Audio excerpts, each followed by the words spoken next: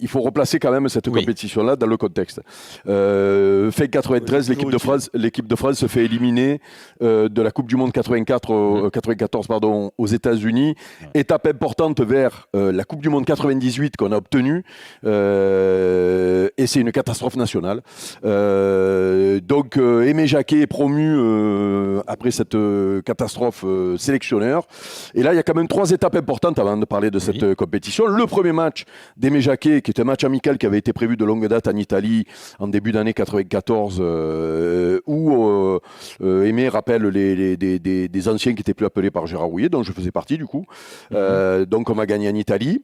Deuxième étape, parce qu'elle est importante, c'est à la fin de cette saison-là, il y a une compétition au Japon qui s'appelle la Kirin Cup, et où Dugas obtient sa première sélection. Dugas, c'est bien ça. C'est bien ça contre l'Australie, hein, c'est ça. Tout à fait, ça. C'était un match water-polo. Là, il pleuvait, il avait beaucoup plu, c'était un peu. Voilà. Donc, Dugas nous rejoint à ce moment-là. Troisième étape, quand même, qui est pour moi l'étape la plus importante, après une période, une campagne de qualification un peu moyenne, on va dire, moyenne bonne. Il y a un match en Roumanie qui est l'équipe forte du moment. D'ailleurs, vous allez finir derrière la Roumanie dans cette poule de qualification, mais qualifié quand même. Et donc, il y a cette victoire importante là-bas. Voilà, donc c'est pour ça. Voilà, je voulais en venir là parce que pour moi, c'est Carambeu qui marque. Pour moi, c'est le fondement de la génération 98, on va dire, parce que je le répète, participer à une compétition finale avant la Coupe du Monde 98 en France était vital pour tout le monde. Donc tout le monde espérait que ce serait la Coupe du Monde 94. Ça a été l'Euro 96. Et donc on va en Roumanie contre les plus forts du groupe à ce moment-là, puisqu'ils avaient été 3e à la Coupe du Monde d'avant. C'est ça, troisième. Enfin, ils avaient fait la finale. Voilà, donc grosse génération, Hadji et toute la clique. Et voilà. Et on va gagner là-bas avec Christian Carambeu qui marque, Yuri et Zizou. Exactement. Tu es sur le terrain, Mika, si je me souviens bien. Tu rentres, non ? Je rentre. Voilà. Je fais une petite passe D à Zizou. Voilà, c'est toi qui fais la passe décisive sur le 3e but qui nous libère. Voilà, donc ça c'était vite le fil conducteur pour nous amener à l'Euro 96 où du coup on tombe, et tout à l'heure j'en parlais. Alors, avant d'arriver à la phase de poule, parce que vous retombez contre la Roumanie, il y a quand même cette décision forte d'Aimé Jacquet, dont on va parler pendant longtemps. Pas de Ginola ni de Cantona, et ça à l'époque ça fait beaucoup parler. Alors, c'est ou Mickey, ou Ginola, ou Cantona. Ils ont choisi. Ils ont choisi Madar, je sais pas pourquoi. Non, mais ne jamais. Bon, l'Euro était en Angleterre, donc le pays du football, où jouaient David et Eric, et où David et Eric étaient des grandes stars. Hein. David avait été élu, Eric a été élu meilleur joueur, mais David meilleur joueur de l'année. Et quand on arrive là-bas, sans Canto et David, les Anglais nous prennent pour des dingos, quoi. Enfin, ils prennent en tout cas Aimé Jacquet pour un dingo, puisque des joueurs qui enthousiasmaient les Anglais tous les week-ends n'étaient pas là. Voilà pour le contexte. Et donc Est-ce que c'est vrai, je vous pose la question à tous les trois, vous êtes peut-être au courant, qu'il y a des joueurs qui n'ont pas voulu d'eux, quoi. Ils préféraient qu'ils ne soient pas là. C'est la légende ou la réalité. Je sais pas, peut-être que Dugas et Mickey des joueurs, c'est Didier Deschamps. Non, moi, ce que je me rappelle, c'est qu'on me disait qu'en fin de compte, Canto et Gignola ne voulaient pas accepter d'être sur le banc parce qu'on partait du principe que c'était Zizou et Yuri qui devaient jouer. Donc voilà, c'était ça. Pour moi, c'était ça. Hein. Non, il y avait un autre truc aussi, mais dans le même sens que Cantona ne voulait pas jouer neuf. Voilà, c'est si ça. J'ai bien compris. Il avait peur de la concurrence avec moi. Il s'est dit, voilà, Dugas. Non, mais c'est ça, puisque Aimé était allé voir Eric avant l'Euro, et le deal, c'était, il y a l'émergence de Zidane, si tu viens, c'est pour être numéro 9. Mais franchement, moi, je me suis jamais trop renseigné sur cette histoire-là, parce que il y a des légendes dans le football, et il y a des réalités. Je sais que Canto en a voulu à Didier Deschamps, ça c'est une réalité. Oui, depuis c'est très tendu. Voilà, donc ça on le sait. Et Ginola, il n'y avait pas l'histoire des Marseillais, des Parisiens à l'époque? Alors c'était quand même beaucoup moins prégnant qu'en 93 quand ils se font sortir. Calmé. Parce que moi j'étais revenu, Dugas peut être témoin, puisque lui il arrive pas longtemps après moi, Dugas, puisque moi je retourne en équipe de France début 94, Dugas arrive au mois de mai. Il y avait une super ambiance entre nous à l'époque, quoi. Moi je trouve que dans cette équipe de France, il y avait une très bonne ambiance. On avait fait des belles fêtes au Japon d'ailleurs, Dugas, tu te souviens, notamment, et puis à l'Euro aussi, on a fait quelques belles fêtes aussi, donc il y avait une très bonne ambiance. Voilà. Et donc pour finir, parce que tout à l'heure je parlais d'un Euro qui est devenu facile par rapport à ce que on avait connu, ce que j'avais connu, la poule de l'équipe de France, donc la Roumanie qui avait fait une belle performance à la Coupe du Monde d'avant, l'Espagne qui était un grand pays de football mais qui n'avait jamais rien gagné encore, et la Bulgarie qui était notre bourreau de fin 93. Ça, c'est le groupe à l'Euro. Ouais, Ça, c'est le groupe à l'Euro. Vous retrouvez la Roumanie. La Roumanie, aussi. exactement. Ouais. Le match avait été chaud d'ailleurs, ça avait fini en bagarre dans le tunnel après le match. Bon, ça, c'est oui ouais, ça avait été chaud avec Stoïkov et toute la clique là, parce qu'on les avait battus, on les avait sortis. Et, Tu devais pas être loin, Eric, toi. Non, j'étais remplaçant moi. Alors donc, je finis ma petite histoire et après je laisserai mes copains parce que moi, mon histoire elle est courte. Non mais attends, Eric. Mais il est là, du gars? Oui, il est là. Oui, il est là. Pour une fois qu'il écoute, quoi. On va arriver au moment où tu perds ta place, t'inquiète pas. D'accord, voilà. Non, mais je voulais y arriver vite, comme ça, on parle d'autre chose. Attends, on va prendre notre temps quand même. Il était temps. Et donc là où clin d'œil, où on met quand même la première pierre de ce qui va se passer en 98, c'est que c'est donc Dugas de la tête qui débloque la situation dès le premier match. Incroyable ça. Et oui. Comme en 98. D'où le surnom Belle Tête. Après, on m'a appelé Belle Tête parce qu'à chaque fois, je marquais des buts de la tête. Avec une belle sortie du gardien roumain, quand même. Oui, Dugas. effectivement. C'était Jean-Louis dans les buts. Oui, pas loin, oui. Non, Alors, Mickaël, on vous appelle à chaque fois pour parler de l'Euro 96. Moi, je suis pas parce que j'ai pas joué, donc c'est pour ça. Non, mais pour parler quand même de la vie de groupe, j'ai l'impression que c'est le truc le plus important de cette Euro 96. Apparemment, t'étais très important dans la vie du groupe. Important, non. Moi, je m'entendais avec tout le monde, donc ça posait aucun problème. Et puis bon, après, tu sais, quand tu joues pas, il faut quand même gérer à côté ce qui se passe. Et puis bon, c'est pas évident, mais on avait un tel groupe que ça posait pas de problème. Et même Eric, qui au départ avait joué et puis après il s'est retrouvé remplaçant, par la force des choses, il a accepté et on était solidaires avec tout le monde, quoi. Donc on était là pour mettre l'ambiance. Ouais, mettre l'ambiance, mais en même temps, ça fait partie de la vie de groupe. Si t'as pas ce truc-là, si les mecs ils font la gueule et ils se tirent dans les pattes, tu vas pas avoir peut-être les mêmes résultats que t'as pu avoir, quoi. C'est ça, je pense. Pour moi, parce que on avait vraiment un bon groupe, quoi. On s'entendait pratiquement tous bien, même si on serait pas partis en vacances ensemble, mais bon, la plupart du temps, on s'entendait bien, quoi. On rigolait bien, quoi, en tout cas. Alors, je me suis replongé dans les compos du premier au dernier match. Il y a des trucs qui ont presque pas bougé. Par exemple, le milieu de terrain, Guérin, Deschamps, Carambeu, ça revient tout le temps. Zidane, Djorkaeff pour alimenter l'avant-centre, ça bouge pas. Derrière aussi, Blanc, De Sailly, ça bouge pas. Bernard Lama dans les buts à l'époque. Par contre, ce qui va bouger au premier tour, ce sont les latéraux, Eric. C'est ça. Ouais, parce que moi je pars titulaire. Donc Aimé, quand il arrive, il me rappelle, il me fait énormément confiance, il me donne 2 fois le brassard, donc le fameux match en Roumanie et un match amical juste avant l'Euro en Belgique. Et donc, oui, je pars titulaire, sûr de moi. Jocelyn aussi, Angloma, côté, oui. il a la même trajectoire que moi. Et après le premier match qu'on gagne en plus, où on ne prend pas de but contre une bonne équipe roumaine, il a déjà la vision de ce que doit être son équipe. D'après moi, il se projette, quoi, pas que sur cette compétition, parce que c'est vrai que moi j'avais 33 ans, j'étais un peu en bout de course et presque naturellement, parce que Lisa était là depuis un moment et souvent il rentrait à ma place. C'est ça, là sur la Roumanie, il te remplace à la 68e. Ouais, parce que moi j'ai revu le match, et Eric, après, on te mais revoit plus. sur le match, tu fais beaucoup de fautes. C'est un carton jaune. Non, mais c'est vrai. Sans blaguer là. Vrai, Ouais. Non, mais c'est. T'as un carton jaune, tu fais beaucoup de fautes et même Jean-Michel Larquet dit il va se faire expulser, il n'est pas dedans. C'est ça. Non, mais tu sais, quand il y a peut-être un moment donné où quand tu joues, tu te rends pas compte.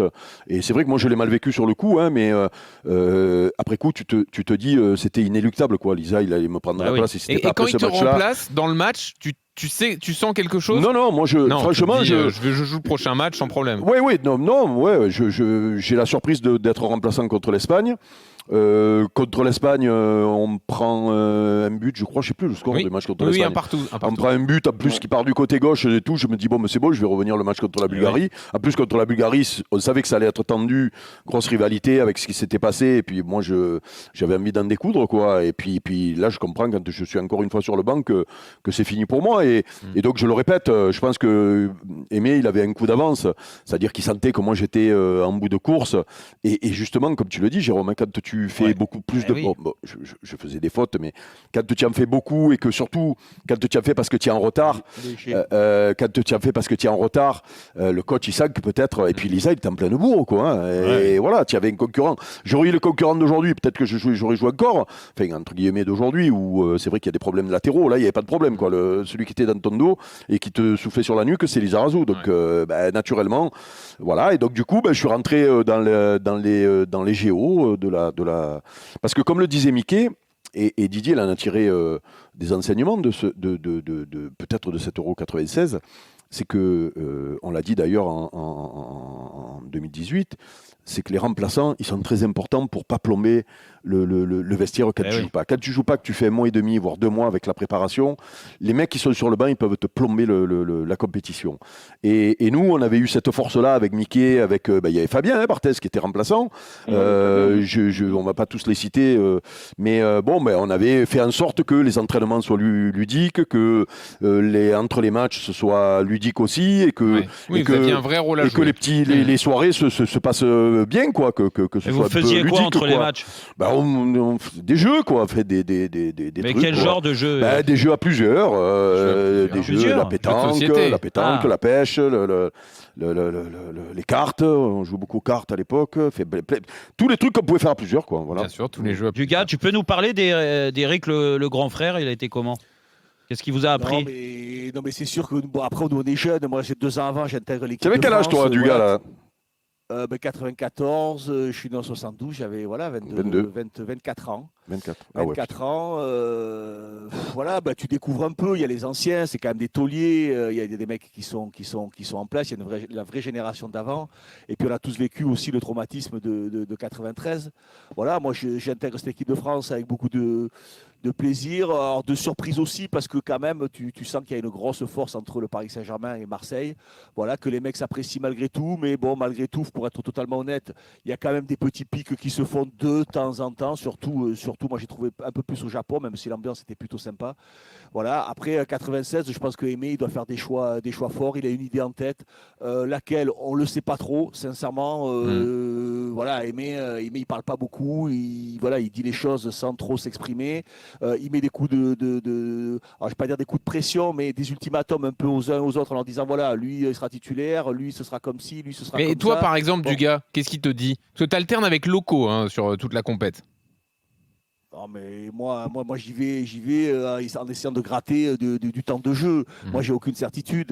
Avec Aimé, il m'a jamais donné aucune certitude. La seule certitude, c'est qu'il m'appréciait, qu'il appréciait mes qualités, que pour lui, j'étais un très bon joueur et que je pouvais toucher les sommets. Bon, après... Sélectionné avant Zizou, puisque Zizou, c'est au mois d'août de cette année-là, non 94 qu'il arrive, non Zizou, à cette époque-là, il a un accident de voiture quelques semaines avant. Non, mais toi, tu arrives à équipe de France avant Zizou. 94. Ouais. Oui, mais parce que Zizou se marie, si tu veux, à la Kirin Cup, il doit venir. Il est sélectionné aussi, mais il se marie, donc c'est pour ça qu'il participe pas. Alors, et Mickey, toi, est-ce que tu sais, après la compète, l'Euro, tu te doutes que pour la Coupe du Monde 98, comme Eric, pareil, la même question, ça va être difficile parce qu'il a une idée très claire. Pas du tout. Non, pas du tout même. Alors, de t'expliquer ce qui est incroyable. C'est un truc de fou parce que après l'Euro, on a une sélection, je ne sais plus contre qui, il me semble le Mexique ou la Turquie, je ne sais plus ce qu'on joue. Et donc je suis sélectionné, et Aimé me convoque dans sa chambre, et il me parle, et Aimé s'excuse de ne pas m'avoir fait jouer. Ah oui, à l'Euro, ouais. On a un truc de fou. Le mec, il m'a sélectionné alors que je reviens de nulle part, et il s'excuse de ne pas m'avoir fait jouer. Et il me dit, Michael... voilà, je vais te faire confiance pour la Coupe du Monde 98. Tu vas jouer les 5 prochains matchs. Toi, tu vas les jouer titulaire. À toi de me démontrer que tu peux être là pour 98. Ah oui. Incroyable. Donc, et il a tenu parole, tu as fait les matchs titulaires. Le lendemain, je suis titulaire. Ouais. La veille, on fait un match, on fait une petite confrontation, une opposition entre nous, et je me blesse à même pas 2 minutes de la fin de l'entraînement, et je ne joue pas. Et en fin de compte, je me retrouve donc à repartir chez moi où j'habitais en Espagne. Et en Espagne, vers le mois de décembre, je crois, en décembre 17, ouais. Non, 16. 96, ouais. Décembre 96, on me casse la jambe. Donc je suis plâtré du doigt de pied à la hanche. Et il fait venir. Ouais, et il fait venir Ferret, qui était le médecin du club, pour constater ma blessure, pour voir où j'en étais. Et en fin de compte, je ne sais pas si vous lisez le bouquin d'Aimé Jacquet, je suis présélectionné dans les 40 alors que je suis plâtré de haut en bas. Ah oui. Ouais. Donc il avait vraiment. Il t'aimait beaucoup. Ouais, il m'aimait beaucoup, il m'aimait beaucoup. Alors, je reviens au déroulé pour moi, c'était pas au contraire. Pour moi, c'était un objectif et il y avait une possibilité de l'atteindre. Ouais. Donc l'Euro 96, la phase de poule, donc vous faites 2 victoires et un nul. Donc vous affrontez les Pays-Bas ensuite en quart de finale. Grosse génération des Pays-Bas. Ouais, 0-0, séance de tir au but. Là, les 5 Français marquent. Donc Zidane, Djorkaeff, Lizarazu, Guérin et Blanc. Donc la plupart des tireurs, on les retrouvera contre l'Italie à la Coupe du Monde en quart de finale. Sidorf, si je me souviens bien, qui se manque. Exactement. Et le match devait être à Liverpool, si je me souviens bien. C'est ça. Et moi, je me pète le genou et c'est là que je. Voilà. Tu te pètes le genou là. Le groupe. C'est là que. Tu quittes le groupe carrément, d'accord. Tu t'en vas là. Je quitte le groupe. J'ai opéré en urgence à Milan parce que je viens de signer un mois et demi avant au Milan AC. Moi, je le répète, et je pense que ça s'est perpétué derrière. Dugas pour en parler. Mais Aimé avait réussi à créer, malgré les problèmes entre le PSG et l'OM qui existaient toujours en 94 quand il arrive, il avait réussi à créer un truc. C'est-à-dire qu'il y avait une super ambiance. Quand Dobbar au Japon en fin de saison, il nous avait dit les gars, voilà, moi, on représente la France ici, donc pas de conneries. Les matchs, ils sont sérieux. Les entraînements, tout le monde est là à l'heure. Par contre, ces tournées de fin de saison, je ne veux pas savoir ce que vous faites.